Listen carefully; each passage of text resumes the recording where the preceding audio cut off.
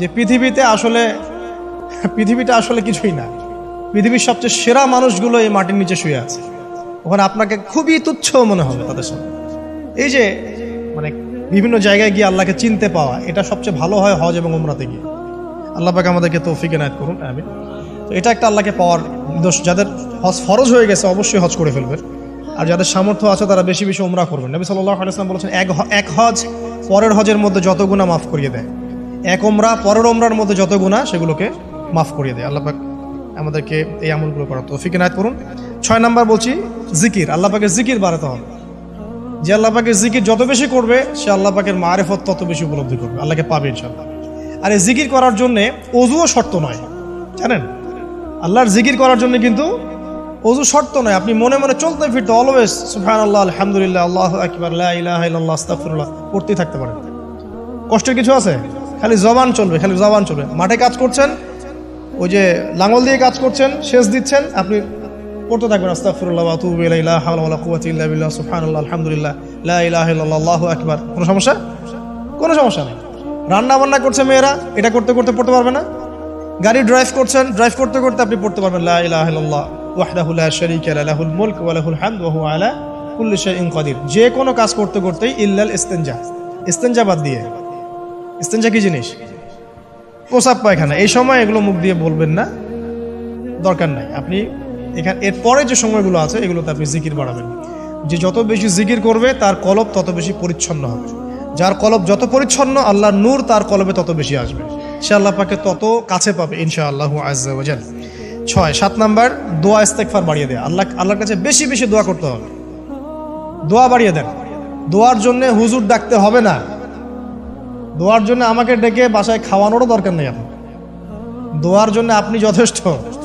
নামাজে দাঁড়ান, নামাজের সেজদায় দোয়া করেন। নফল নামাজ পড়েন, নফল নামাজের সেজদায় দোয়া করেন। নামাজের পরে হাত তুলে দোয়া করেন প্রয়োজনে।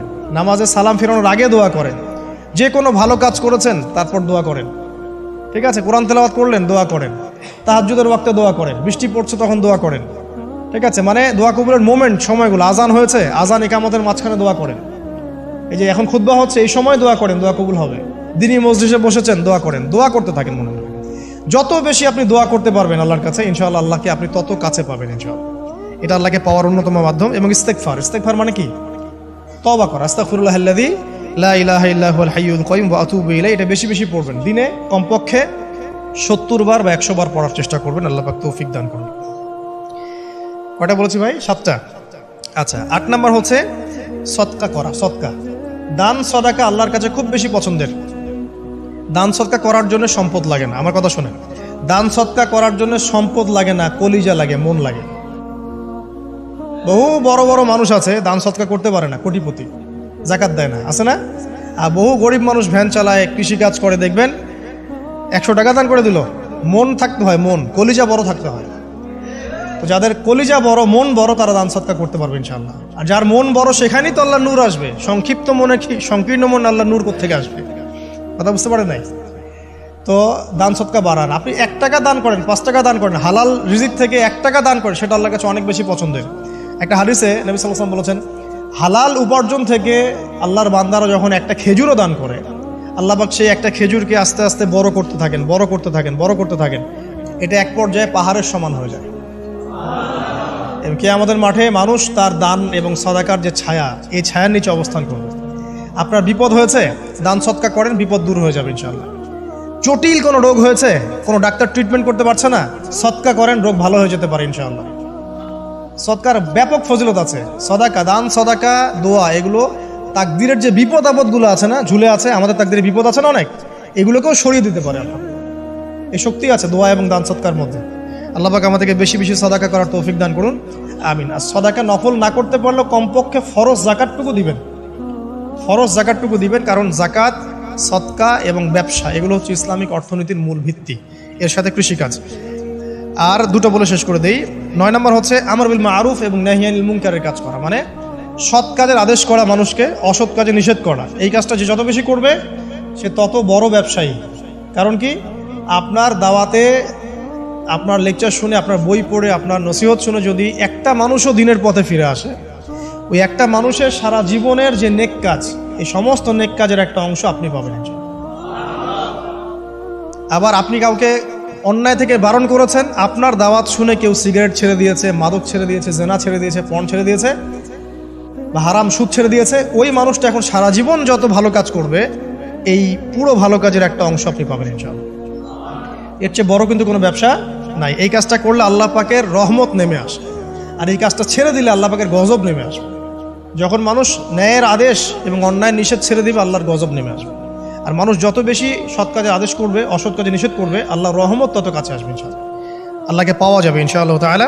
আল্লাহ পাক আমাদেরকে তৌফিক এনায়েত করুন। আর সর্বশেষ একটা বলে শেষ করে দেই, সেটা হলো যে আল্লাহর দিনের খেদমত করা বা দিনের কল্যাণে নিজেকে নিয়োজিত রাখা। আল্লাহর দিনের খেদমত করা বা দিনের কল্যাণে নিজেকে নিয়োজিত করলে আল্লাহ পাককে পাওয়া যাবে ইনশাআল্লাহ। এই পৃথিবীতে আল্লাহ পাকের সবচেয়ে গুরুত্বপূর্ণ জিনিসটা কি, নিয়ামতটা কি? আল্লাহর দিন না? এই দিন ছাড়া কি পৃথিবীতে আর কিছু আছে? একটা হাদিসে আসছে যে পুরো পৃথিবীটাই তো অভিশপ্ত। পুরো পৃথিবীটা কি? অভিশপ্ত। শুধুমাত্র দিনের এলেম অর্জনের জায়গা ছাড়া, তালেবে এলেমদের জায়গা ছাড়া, দিনী মাহফিলগুলো ছাড়া, যেখানে নামাজ হয় এই জায়গাগুলো ছাড়া বাকি সব অভিশপ্ত জায়গা।